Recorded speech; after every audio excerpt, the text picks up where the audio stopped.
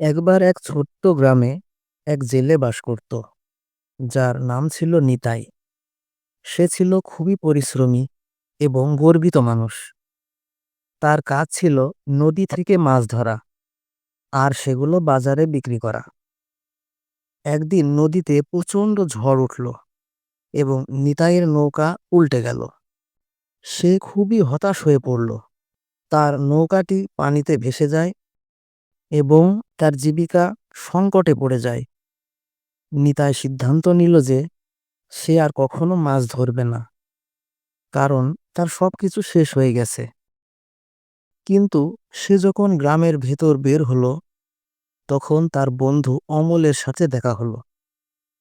অমল তার অবস্থা বুঝে বলল, নিতাই, তুমি এত সহজে হার মানলে হবে? তুমি তো অনেক শক্তিশালী এবং পরিশ্রমী। মানুষের জীবনে বিপদ তো আসবেই, তাই বলে সবকিছু ছেড়ে দিলে চলে না।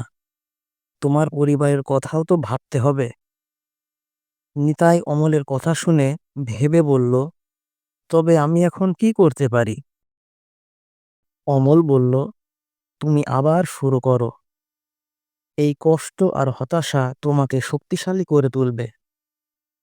প্রতিটি দিন কোনো নতুন সুযোগ এনে দেয়।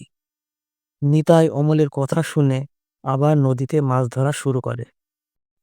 সে বুঝতে পারে যে জীবনে একটা কঠিন সময় আসবেই, কিন্তু ধৈর্য আর মনোবল থাকলে সবকিছুই জয় করা সম্ভব। একদিন নিতাই নদী থেকে বিশাল একটা মাছ ধরে আনলো এবং বাজারে বিক্রি করলো।